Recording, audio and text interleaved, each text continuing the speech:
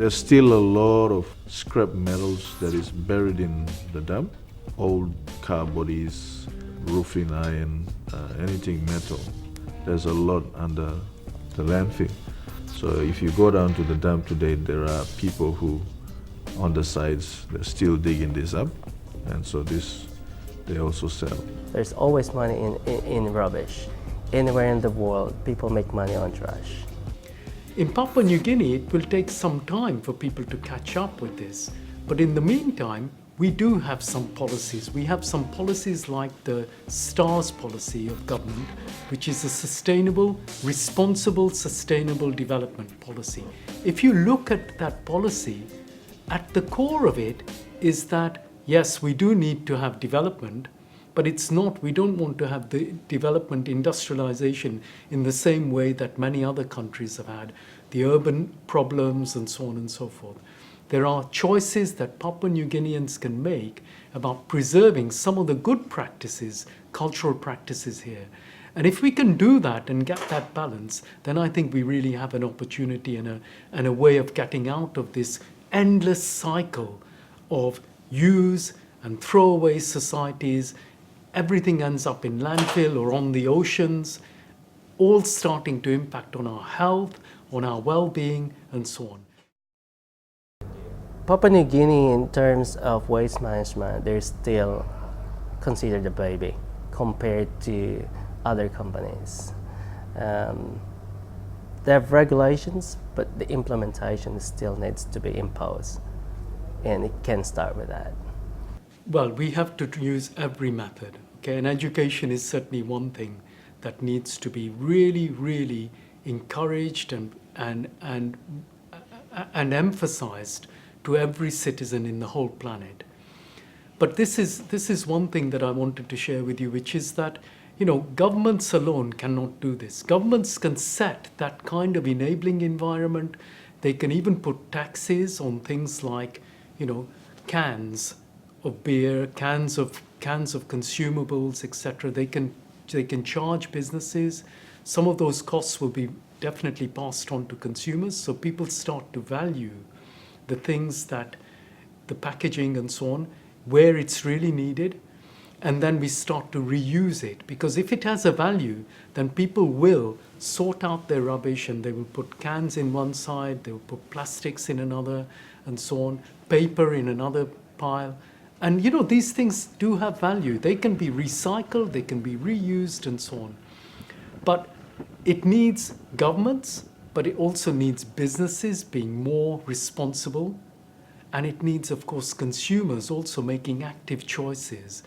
If there is a strict implementation on waste management, on what you cannot dispose on the side of the road that needs to go this way and that way, and people now, what would be the impact on them? So it's a tie-in between the awareness of the public and also the implementers, which is the government. Okay, it will have a great demand for waste companies to do recycling as well. If there is nobody wants to recycle, companies will not build recycling companies. So it has to be a balance between people wanted to recycle, government forcing companies, private and public sectors to recycle.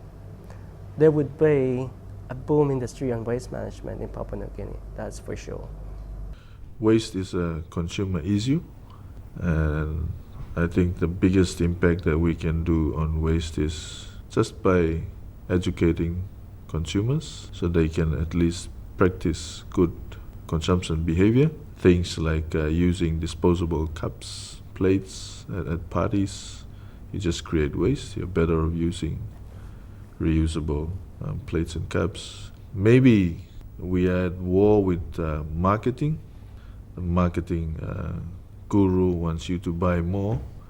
For us, I mean, we don't want you to stop buying because you need to survive. But our angle is just buy what is necessary. If you can reuse it again. If you don't really need a second vehicle, don't buy it. If you don't need 10 shoes, you don't have to buy 10 shoes. So all these little behavioral changes, consumption behavior, if we can all practice this, then we will go a long way in reducing the amount of waste that we produce. Yeah. For us, basically, we just want to improve Baruni, get a bit more years out of Baruni, but in future we'd like to cap it, maybe look at extracting the methane that will be produced by the remaining waste that will be decomposing by then, and maybe use it as a source of electricity. In terms of the near future, we plan on at least using that area for another 10 years or so, and then we could cap it. Yeah. So obviously that will mean we have to now pursue recycling very aggressively, so we can try as much as possible to reduce the amount of waste going into the landfill. Yeah. If you have any comment or question on tonight's show, you can contact us on the email address showing on your screen or visit our Facebook page. From the Awesome Wanam team, it's goodbye for now.